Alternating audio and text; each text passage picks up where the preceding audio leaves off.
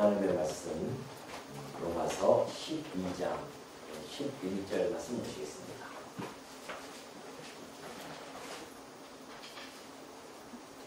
로마서 12장 11절입니다.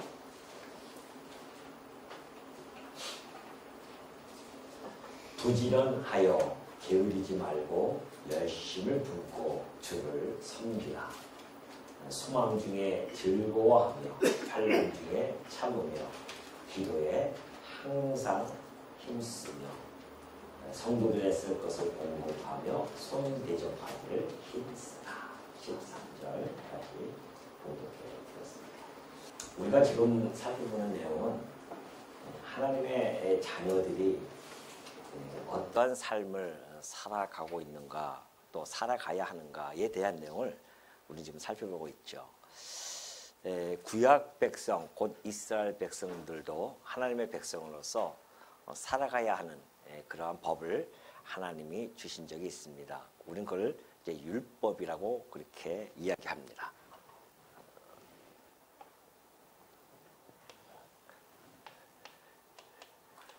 율법 내용을 보면은 크게 두 가지로 나눠지죠. 하라, 무엇은 하라, 이렇게 하나님이 명령하시는 것과 또는 하지 말라, 이렇게 하지 말라라고 하는 명령이 주어집니다. 그래서 크게 하라와 하지 말라, 이것이 이제 율법이 하나님이 정하신 뜻을 펼쳐 나가는 것입니다.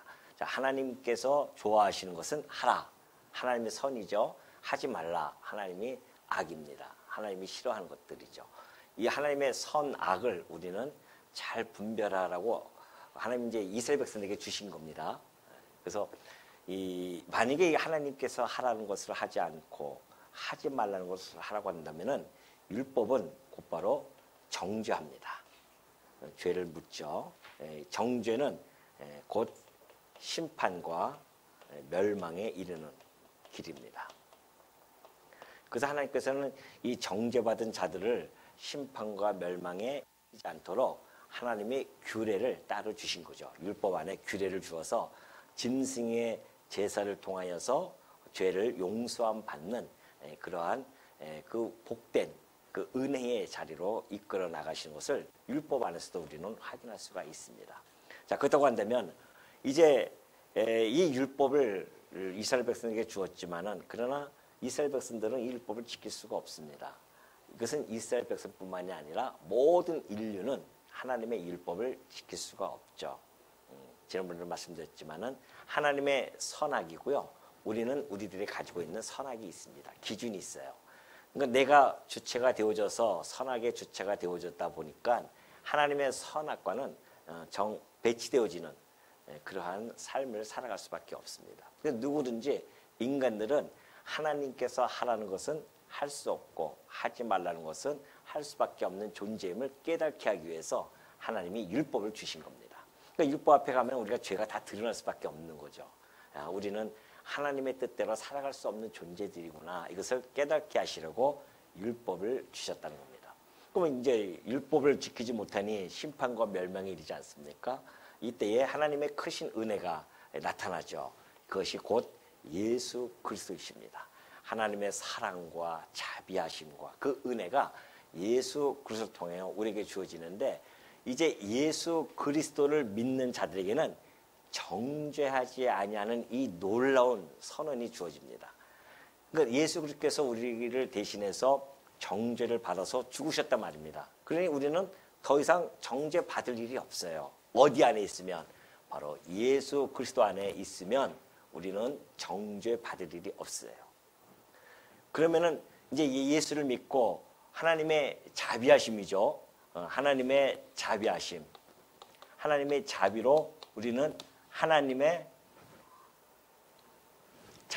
자녀가 되어집니다.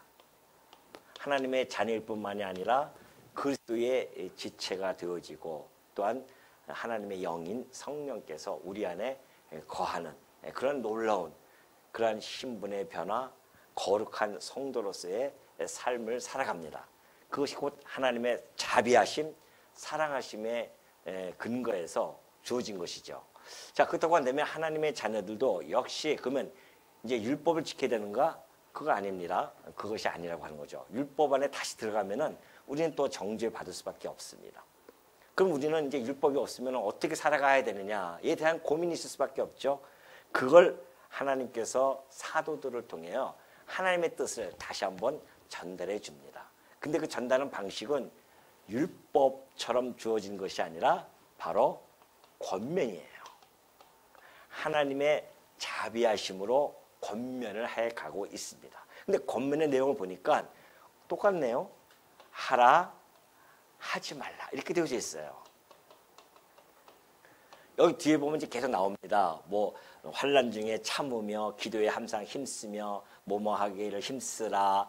또 뭐 14절 보면은 저주하지 말라. 또 함께 울라. 너희를 스스로 지혜 있는 채 하지 말라. 그러잖아요. 하라, 하지 말라. 똑같은 방식으로 주십니다. 그러나 이것이 율법이 아니라 뭐예요? 권면이에요. 그러면 율법과 권면은 뭐가 다른가? 권면은 혹시 우리가 하나님의 뜻에 반하여 살아갈 수가 있습니다. 하나님께서 하라는 것은 하지 못할 때도 있죠. 우리가 어떻게 이걸 다 할 수 있겠습니까?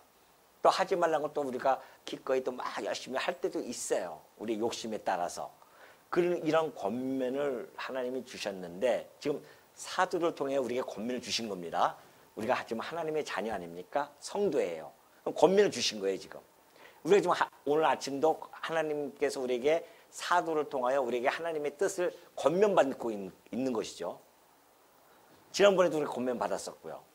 그러니까 이 권면을 받았지만은 우리가 그 권면대로 살아갈 수 없을 때도 있어요. 그렇게 살려고 우리가 애쓰지만은 그렇게 살아가지 못할 때도 있단 말입니다. 그때 이 권면을 받지 못하는 그런 자녀들에게는 하나님의 징계, 정죄가 아니라 징계를 한다는 겁니다. 왜요? 이거는 정죄는 심판과 멸망에 이르지만은 징계는 깨닫고 돌아오게 하는 겁니다. 하나님께서 당신의 자녀들을 징계를 통하여서 깨닫고 돌아오게 하는 그러한 이 기능으로서 권면을 주는 겁니다. 자, 그렇다고 한다면 우리가 히브리서 12장 5절 보면은 이 내용이 너무나 잘 나타나 있죠. 자, 또 아들들에게 권하는 것 같이 너에게 권면하신 말씀도 잊었도다 그래요. 너희들에게 주신 이 권면의 말씀이 있는데 그리고 잊었도다. 일렀을 때 내 아들아 주의 징계하심을 경히 여기지 말며 그에게 꾸리절함을 받을 때에 낙심하지 말라. 주께서 그 사랑하시는 자를 징계하시고 그가 받아들이시는 아들마다 책짓질 하심이라 하였으니 이것이 이제 구약의 말씀을 인용해서 지금 히브리서 기자가 설명해 주고 있는 것이죠. 근데 너희가 참으면 징계를 받기 위함이라 하나님의 아들과 같이 너희를 대우하시나니. 죄인 되어졌던 우리들을 하나님이 우리의 당신의 자녀처럼 우리를 대우하신단 말입니다.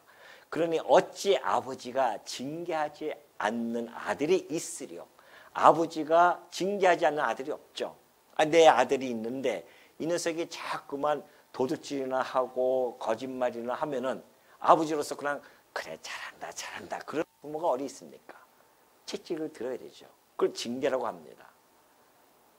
그 아버지와 아들의 관계예요. 이게 아버지의 아들과의 관계는 징계, 꼭 이 징계가 반드시 필요하죠. 이 관계는 아버지와 아들의 관계가 아니에요.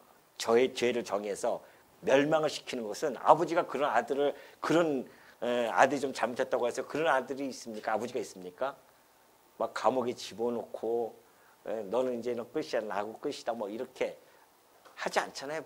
아버지는 그 아들이 잘 되기만을 바라고 기도하고 소원한단 말입니다. 그것처럼 아버지께서 징계한다는 것이죠. 징계는 다 받는 겁니다. 근데 만약에 우리에게 징계가 너희에게 없으면 사생자여 친아들이 아닙니다. 만약에 우리가 하나님의 이 권면을 듣지 않고 막 일로 하지 말라는 길로 가고 있는데 우리에게 징계가 없다고 한다면은 하나님의 아들이 아닐 수도 있다는 거 아니겠어요? 그러니까 내가 지금 막 하나님 뜻에 반해서 막 곁길로 가고 있는데 잘 된다? 그게 좋은 게 아니라니까요.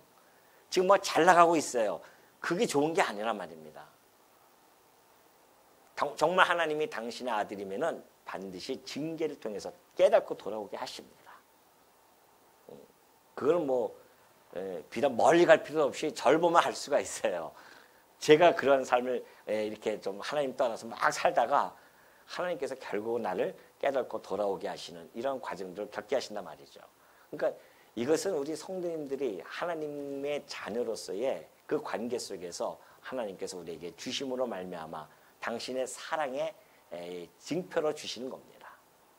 그래서 지금 우리가 이 권면을 받을 때 여러분들이 하나님의 이 자비하심 속에서 하나님의 자녀됨에 대한 감동과 그 감격이 이것을 늘 영적인 감각을 늘 가지고 계셔야 됩니다. 그래야 로마서 12장을 공부할 때에 여러분들이 부담으로 다가오고 와 이게 뭐야 이게 다시 내가 이렇게 다시 율법같이 보이잖아요. 지금 하라 하지 마라 하니까 율법처럼 보인단 말입니다. 결코 아닙니다. 이것이 하나님이 우리에게 주신 권면의 말씀이에요. 당신의 사랑하는 자녀들에게 이렇게 하거라. 이렇게 하지 말고 이렇게 하거라. 이것을 지금 권면하니까요. 여러분들이 만약에 이 권면의 말씀이 막 부담스럽고 그러면은 다시 한번 이걸 로마서 1장부터 11장까지 다시 천천히 잘 살펴야 됩니다. 하나님이 내게 베푸신 은혜가 무엇인지, 내가 죄와 허물로 죽었던 나를 갖다가 그리스도를 통하여 살리시고 나를 하나님 자녀로 삼아주시고 예수 그리스도의 지체로 삼아주셔서 그리고 성령을 통하여서 나로 하여금 이 권면의 말씀을 듣고 깨닫고 그리고 살아가게 하시니 거기에 대한 감격과 감동이 없으면은 이 12장은 여러분들에게 늘 부담 속에 다가오고 들어와도 한쪽 귀로 듣고 한쪽 귀로 흘러버립니다. 그러나 우리가 이 감격 속에 우리의 영적인 예민함을 가지고 있으면은 이런 말씀 하나하나가 여러분 신비에 새겨지고 또 새겨져요. 새겨져서 맞아. 내가 이렇게 곁길로 갈 때에 아차 이것은 하나님이 아버지께서 싫어하시는 것이지. 이것은 아버지께서 좋아하시는 것이지. 이러면서 분별하면서 살아가는 거예요. 그것이 우리의 성도의 생활입니다. 이것이 곧 거룩한 산 제물로 드려지는 영적 예배고요. 그런 차원에서 우리가 오늘 11절도 역시 마찬가지입니다. 자, 이렇게 권면을 하고 있죠. 부지런하여 게으르지 말고 열심을 품고 주를 섬기라는 겁니다. 뭐 하라? 주를 섬기라. 하나님의 자녀라고 한다면 하나님의 은혜를 여러분이 정말 듬뿍 받았다고 느껴진다고 한다면 주를 섬기라는 겁니다. 근데 문제는 주님이 안 보여요. 지금 보입니까? 여러분 주님을 어떻게 섬기려고 생각하고 계십니까? 이 말씀이 나오니까 읽을 때는 뭐 좀 잘 넘어가죠. 뭐 오늘은 좀 읽기가 좀 되네 하면서 뭐 부지런하여 게으르지 말고 쭉 읽어 나갈 수 있어요. 그러나 우리가 한 줄 한 줄 깊이 생각해 보면은 주를 섬기라? 지금 우리 주님이 만약에 여기에 이렇게 앉아 계시면은 얼마나 좋겠습니까? 우리 주님을 섬기고 막 아이고 주님 어서 오세요. 우리 식사를 하십시오. 뭐 주님 이렇게 할 텐데 안 계셔요. 주님이 지금 천상에 계시는데 물리적으로 우리와 함께 있지는 않는단 말입니다. 그런데 어떻게 주를 섬기라고 이렇게 바울이 얘기했을까? 뭐 여러분도 다 아시는 내용이 있죠. 자, 주를 섬기라고 하는 것은 그리스도의 종으로서의 삶을 이야기합니다. 그죠? 섬기는 일이 뭐예요? 종으로서의 삶입니다. 종으로서의 삶이죠. 그러나 그 종으로서의 삶은 어떤 비단 국한되어진 지역적인 그러한 것의 섬김이 아닙니다. 교회에서만 섬기는 것도 아니고 가정에서만 섬기는 것도 아니에요. 우리의 삶 전반적으로 다양한 곳에서 다양한 방식으로 우리가 주를 섬기게 되어지는데 가정이면 가정에서 다 섬기는 일이에요. 부부간에도 서로 섬기고 부자간에도 섬기고 부녀간에도 섬길 수 있는 것. 또 직장은 마찬가지입니다. 상사에 섬길 뿐만 아니라 같은 동료 직원 직장에서도 주를 섬기면서 살아가는 겁니다. 섬기는 마음이에요. 그게. 교회도 마찬가지입니다. 특히 교회는 하나님께서 세워가는 이 교회는 은사 따라 주신 그 은사가 있잖아요. 직분이 있습니다. 은사를 다 나눠줬어요. 그 은사 따라서 섬기면서 살아갑니다. 근데 그 은사를 여러분이 지금 주를 위하여 섬기고 있는데 결국은 그 모든 은사들이 같은 우리 지체들에게 영향을 끼치면서 그게 우리 교회를 선정시키는 거 아니겠습니까? 다시 말해서 우리가 주님이 우리의 머리 되시죠. 우리의 주님이 계십니다. 그리고 우리가 교회예요. 교회인데 자 A라는 성도가 있고 B라는 성도가 있고 C라는 성도가 있고 D라는 성도가 있죠. 다 있습니다. 우리 지체 안에. 그러면 주님은 지금 현재 우리가 보이지 않아요. 우리가 지금 저 천상에 계시기 때문에. 그렇기 때문에 주를 섬긴다고 하는 것은 보이지 아니하는 그 주를 섬긴다고 애쓰지 마시고 보이는 주님의 지체가 있잖아요. 그 지체를 섬기는 것이 주를 섬기는 일입니다. 그 여러분 지체예요. A라는 성도가 B라는 성도를 섬기고 B라는 성도가 A라는 성도를 같이 또 서로 섬기고 또 이 D라는 성도도 마찬가지입니다. 서로가 섬기는 거예요. 다 보이는 형제를 만약에 보이는 지체를 사랑하지 아니한다고 한다면 보이지 아니하는 주를 사랑할 수 없습니다. 주여 사랑합니다. 뭐 찬송은 우리가 잘할 수 있죠. 주여 사랑합니다. 뭐 사랑합니다. 할 수 있어요. 그럼 주님이 묻습니다. 그럼 어떻게 사랑할래? 그럼 여러분 어떻게 대답하겠습니까? 주님이 한 몸으로 맺어주신 이 지체를 사랑하는 것. 보이는 이 형제를 사랑하는 것이 보이지 아니하는 주님을 사랑하는 것입니다. 보이지 아니하는 성도를 섬기는 것이 바로 보이는 성도를 섬기는 것이 보이지 아니하는 그 주님을 사랑하는 것과 똑같은 이야기예요. 이걸 이제 우리 주님께서는 이렇게 설명해 주신 겁니다.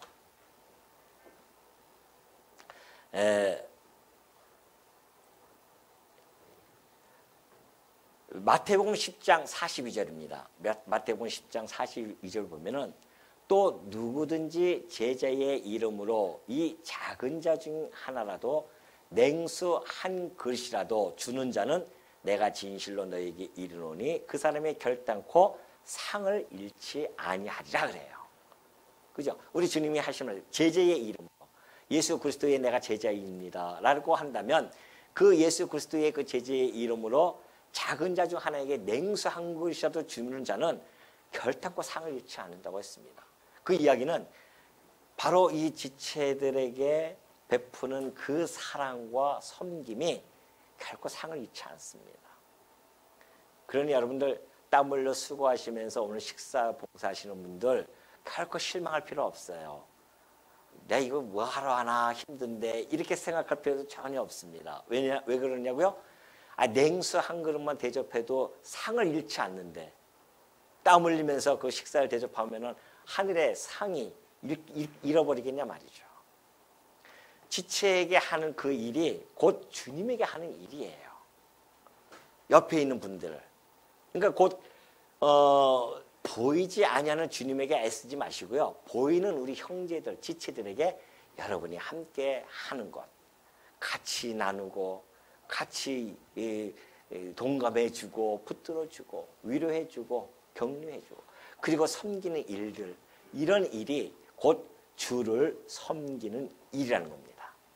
그러니 우리가 처음에 예수님을 믿었을 때에 다들 여러분들 얼마나 감동과 그 감격 속에서 주를 섬기고자 애썼습니까? 열심히 나와서 어떤 분들은 막 아침부터 교회당에 나와서 저녁 늦게까지 있는 분들도 있어요.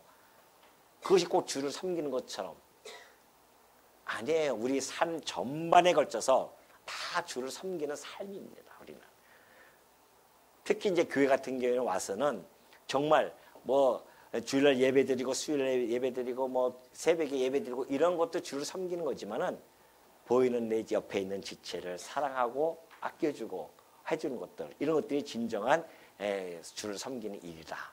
그래서 우리가 처음에는 그렇게 막 하잖아요. 근데 시간이 흐르면은 영적인 타성이 적기 시작합니다. 그러다 보니까는 점점 게을러지고 부지런하지 않죠. 그걸 바울은 지금 권면을 하는 겁니다. 부지런하여 게으르지 말라는 것이죠. 우리 시간이라는 것은 그렇습니다. 시간은 변질과 변화를 언제나 동반하게 되어져 있습니다. 그렇다고 해서 변질되어진다고 해서 다 부정적인 것은 결코 아닙니다. 그 변질 속에도 긍정적인 것과 부정적인 것이 함께 공존해 있어요. 예를 들면 식품이 변질돼요. 그러면 어떤 것은 상해합니다. 부패해서 먹지 못해요. 그것은 곧 부정적인 효과죠. 그러나 어떤 식품은 시간이 가면서 변질되어지는데 발효식품이 되어져서요.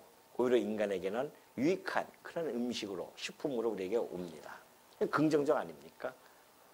또 변화도 마찬가지입니다. 변화되어진 것도 어떤 사람들은 시간이 흐르면서 점점 온화해지고 온유해지고 온순해지기도 하고 어떤 사람은 점점 포악해지고 뭐 난폭해지고 이렇게 변화를 주어지기도 합니다.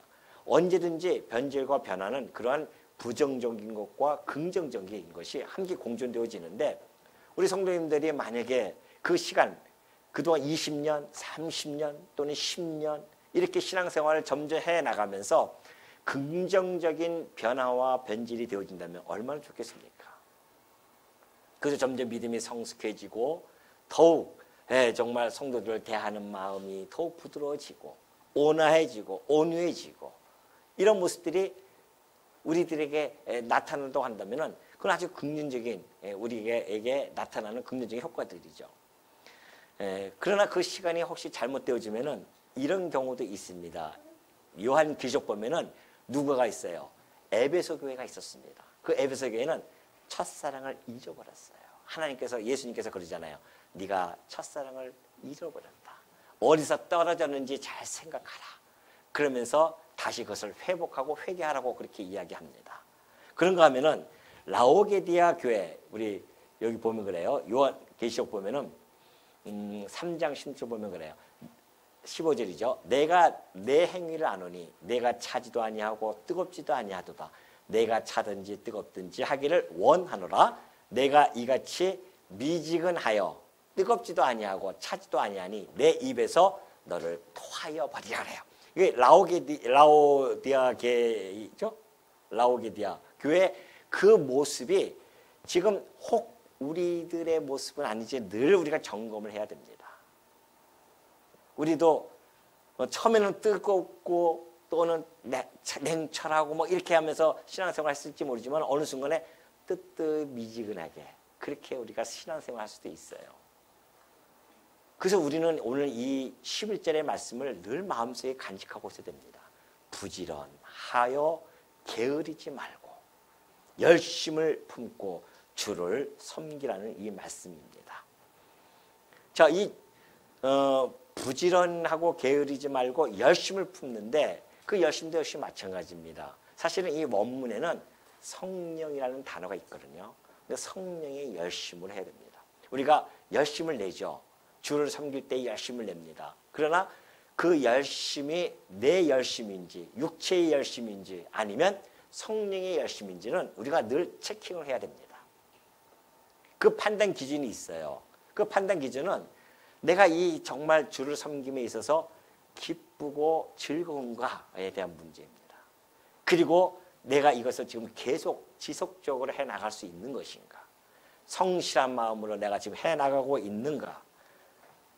또는 정말 이것을 내가 감사한 그런 마음으로 지금 내가 해가고 있는가? 이런 것들이 성령의 열심인지 육체의 열심인지를 판가름할 수가 있습니다.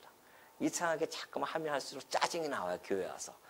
교회 와서 일을 하면서 짜증이 난다. 아, 이것이 내가 지금 육체의 열심으로서 했기 때문에 그렇구나 라고 빨리 판단하셔야 됩니다.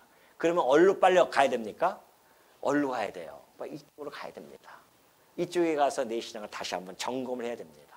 내게 베푸신 은혜가 어찌 클지언데 하나님이 내게 베푸신 그 사랑과 자비하심이 얼마나 클지언데 하회와 같지 않습니까? 그런데 우리가 지금 내가 요 베푸는 요 조그만 것 가지고서는 내가 짜증이 나고 힘들어한다고 한다면 지금 내 마음속에 그리스도의 그 은혜와 사랑이 나를 강권해서 끌고 가지 않는다라는 것을 보면 틀림이 없습니다. 그 어떤 분들은 막 처음엔 열심히 합니다. 지속적이지 못해요. 언제까지 우리가 지속적으로 해야 되냐? 죽을 때까지 하는 겁니다. 우리 주님 나를 부르실 때까지 우리는 충성을 다해야 돼요. 계속해서 우리는 끊임없이 막 했다가 좀 쉬었다가 했다 하는 게 아니라 정말 이 감동에 이해한다면은 우리는 끊임없이 지속적으로 해나가고 성실하게 부지런하고 게으르지 않고 그렇게 열심을 품고 주를 섬기는 일에 그렇게 해나갈 것이다. 그래서 우리가 베드로도 그렇게 얘기했듯이 봉사하려고 하면은 하나님이 주시는 힘으로 그렇게 하라는 거 아니겠습니까? 그러니까 우리가 끊임없이 성령을 소멸하지면 안 됩니다. 우리 안에 있는 성령이 있어요. 우리의 성령을 열심을 품고 해나가는데 성령이 소멸되어진다고 하는 것은 억누르는 거거든요. 자꾸만 성령을 억누르고 육체의 소욕이 강하게 나타나고 그러면 결국은 나는 육체의 소욕에 따라서 일을 할 수밖에 없죠. 그러면 교회는 반드시 어떻게 된다? 부딪히고 깨지고 싸울 수밖에 없습니다. 분쟁이 일어납니다. 그러나 성령에 의해서 일어나는 열심은 분명하게 교회가 하나가 되어지고 서로가 서로에게 힘이 되어지고 그래서 교회가 아름답게 견고하게 성장되어진다는 것을 이 말씀을 통해서 우리는 충분히 알 수 있을 것입니다. 그래서 우리가 주를 섬긴다고 하는 것은 지난 아까 얘기했듯이 그 9절, 10절에 잘 나타나 있지 않습니까? 형제를 우애하고 사랑하고 존경하고 서로 먼저 존경하고 서로 또 섬기는 일 이런 것들이 결국 주를 섬기는 일이라는 것을 다시 한번 좀 정리하시고요. 여러분들이 주를 섬기는 날마다 정말 주를 섬기는 주의 종들이 되어지기를 당부드립니다. 12절 넘어가면 그래요. 소망 중에 즐거워하며 환난 중에 참으며 기도에 항상 힘쓰며 그렇습니다. 자, 성도의 생활 중에서요 가장 기본적인 요소가 3개가 있습니다. 무엇일까요? 다 아시죠? 뭘까요? 예? 믿음, 소망, 사랑입니다. 이 믿음과 소망과 이 사랑은 성도 생활의 가장 기본적인 요소들이에요. 성도의 생활 속에서 이 믿음과 소망, 사랑이 이것은 다 연계되어져 있는 겁니다. 다 유기체적인 것들이에요. 만약에 나는 믿음이 있는데 소망이 없다? 그런 말이 성립이 안 됩니다. 왜냐하면 이 믿음이라고 하는 것은 예수 그리스도를 갖는 믿음이고 그분께서 주시는 그 믿음으로 인하여 소망이 우리에게 발생이 되어집니다. 그러니까 이 소망이라고 하는 것은 믿음이 없으면 소망이 있을 수가 없어요. 믿음이 없이는 소망이 있을 수가 없죠. 그러니까 그리스도를 믿는 그 믿음이 이 믿음 속에서 그리스도의 그 믿음 속에서 소망의 뿌리가 막 퍼져나갈 수가 있고요. 또 이 소망이 없는데 믿음이 무슨 유익이 있겠습니까? 아니 소망이 없는데 우리가 믿어봤자 이 세상뿐이라고 한다면 바울이 얘기했듯이 가장 우리가 불쌍한 자도 아니겠어요? 소망이 없다고 한다면.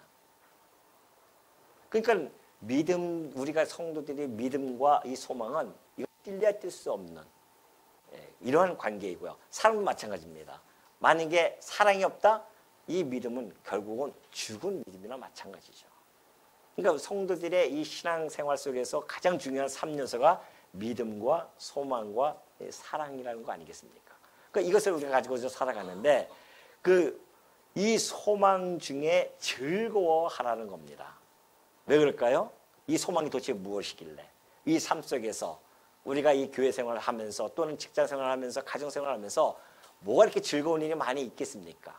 그럼에도 불구하고 즐거워하래요. 목 가운데서 소망 가운데서. 이 소망의 내용이 뭐길래? 뭘까요? 소망의 내용이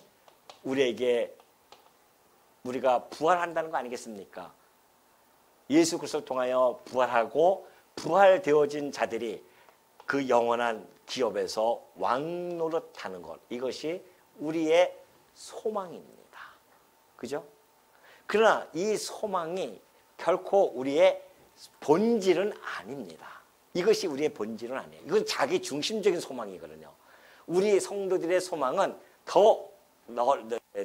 이 자기 중심에서 더 너머에 있는 그리스도의 중심, 하나님 중심적인 그러한 소망을 가지게 되어집니다. 그것이 뭘까요? 그 소망이 우리가 고린도전서에 보면은 그 내용이 잘 나타나 있어요. 고린도전서 15장 20절 넘어갑니다.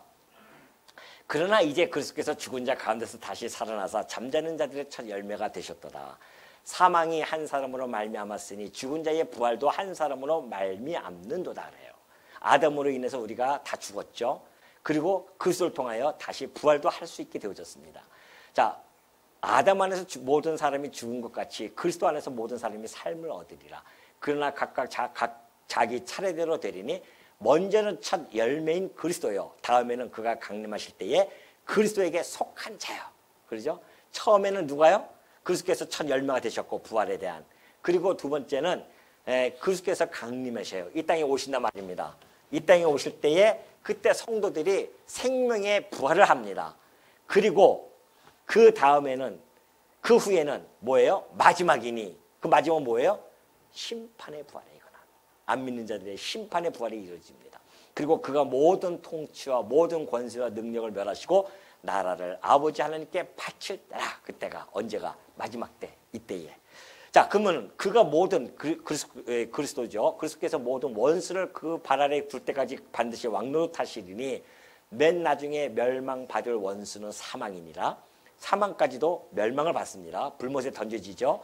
만물을 그의 발 아래에 두셨다 하셨으니 만물을 아래에 둔다 말씀하실 때에 만물을 그의 아래에 두시니가 그 중에 들지 아니한 것이 분명하도다. 하나님이 만드셨으니 만물 아래에 있을 수가 없죠. 하나님은.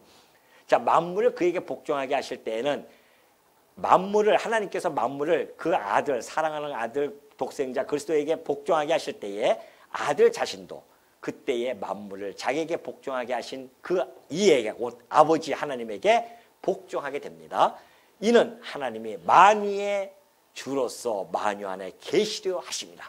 자, 이 마지막 때 모든 만물을 하나님께서 그리스도에게 복종하게 하셨어요.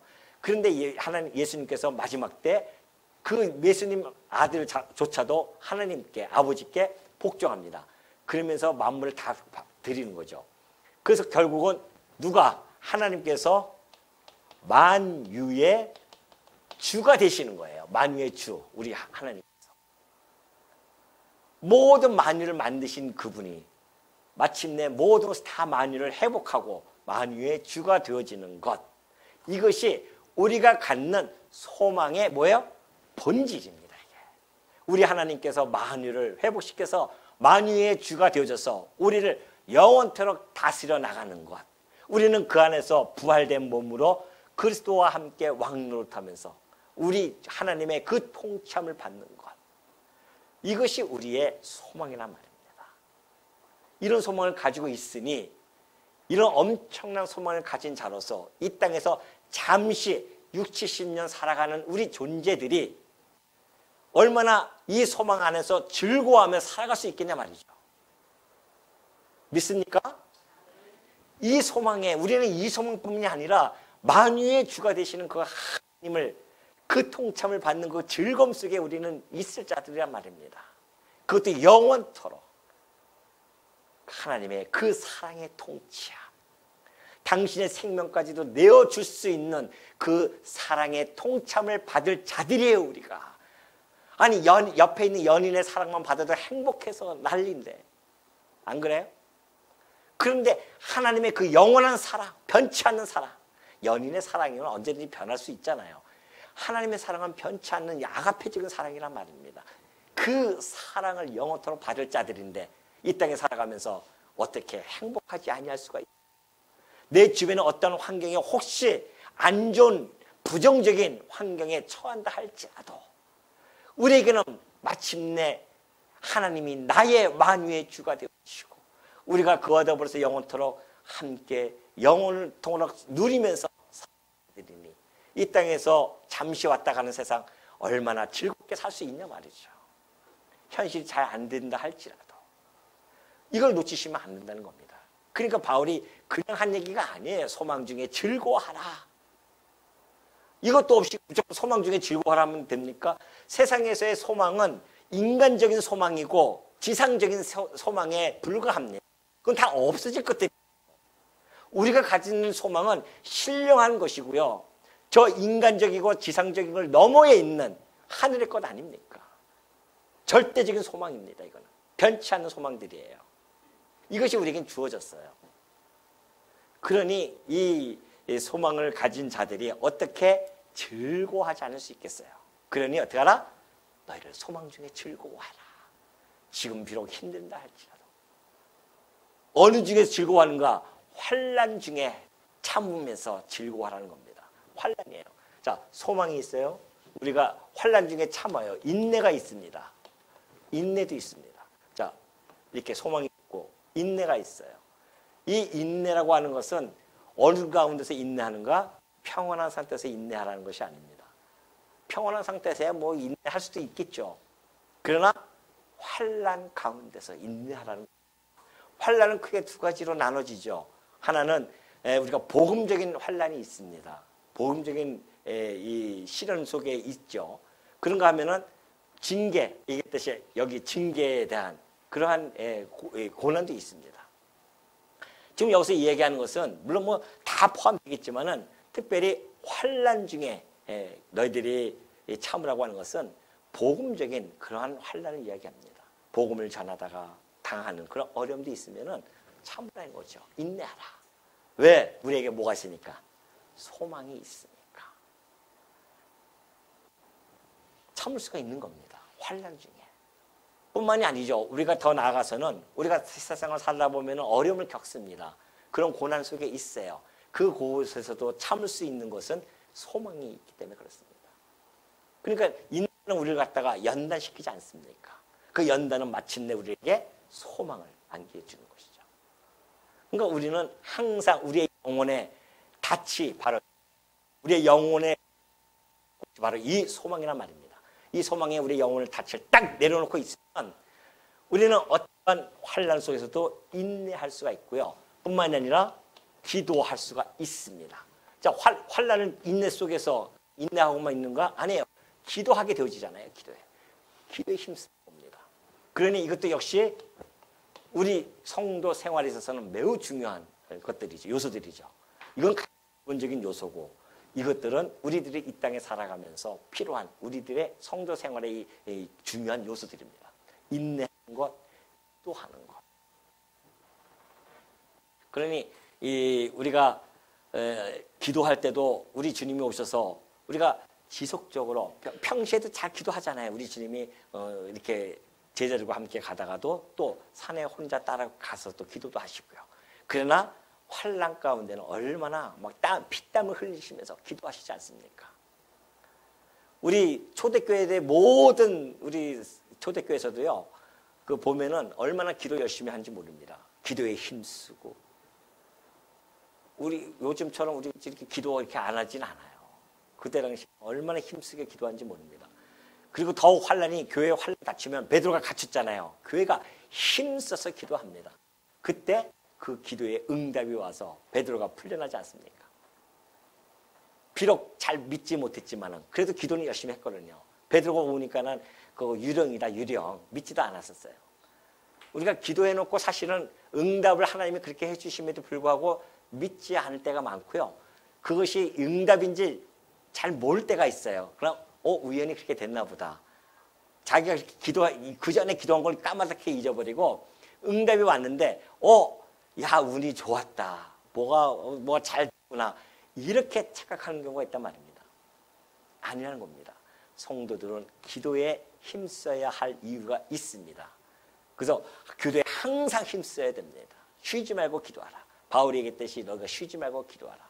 이 기도라고 하는 것이 우리가 영적으로 타성에 젖어서 자꾸만 이렇게 약해질 때가 있습니다. 그건 기도 안 해서 그렇거든요. 기도할 때만이 우리가 충분한 영적인 민감함을 느낄 수가 있어요. 기도할 때만이. 그 기도를 통해서 우리가 우리의 능력, 하나님 자녀로서의 그 능력을 유지하기 위해서 내게 주신 이 직분을 그 능력을 유지하기 위해서는 꼭 이 기도, 하나님께서 우리에게 이 기도를 주셨다는 것을 잊지 마시기 바랍니다. 그리고 이 기도라고 하는 것은 결국 하나님께서 응답을 통하여 우리가 기도하죠. 자녀들이 기도해요. 그걸 응답해요. 아버지께서. 그래서 아버지와 자녀 간에 관계에 대한 것을 자꾸 확인시켜 주는 겁니다. 그래 그 좋은 걸 왜 안 하시냐 말이죠. 기도만 하면 응답을 받는데 우리가 기도 별로 안 할 때가 많이 있어요. 우리 성도님들은 기도 많이 우리 하시지 않습니까? 기도할 때 보면은 그 응답들이 하나하나 이루어져요. 그러니까 우리가 주의 뜻을 구하면서 기도하는 것들은 반드시 이 시간적인 문제지 때가 되면 하나씩 이루어지고 저도 뒤돌아보면은 저의 삶 속에서 기도의 응답 속에서 살아왔던 것이 너무나 분명합니다. 그 기도의 응답이 지금도 여전히 일어나지고 있고 우리 교회도 기도했던 우리 중직자들의 기도, 우리 성도님들 수요일날 하던 기도들이 하나씩 이루어지는 걸 볼 때마다 감사가 나오고 야 이것이 아버지와 아들 간의 자녀의 관계를 하나님이 이렇게 우리에게 기쁨을 충만하게 주시고 또한 하나님이 우리에게 충분한 은혜를 공급해 주시기 위해 하나님이 정하신 그 방편이 이 기도라는 사실을 마음속에 꼭 간직하시고 오늘 우리 주님께서 우리에게 권면하신 것 하라 뭐뭐 하라 부지런하여 게으르지 말고 열심을 품고 주를 섬기는 것 하고요. 또 소망 중에 즐거워하며 환난 중에 참으며 기도에 항상 힘쓰므로 말미암아 하나님 자녀로서 이 땅에서 당당하게 살아가시는 주의 종들 주님의 자녀들 되어지시기를 당부드립니다.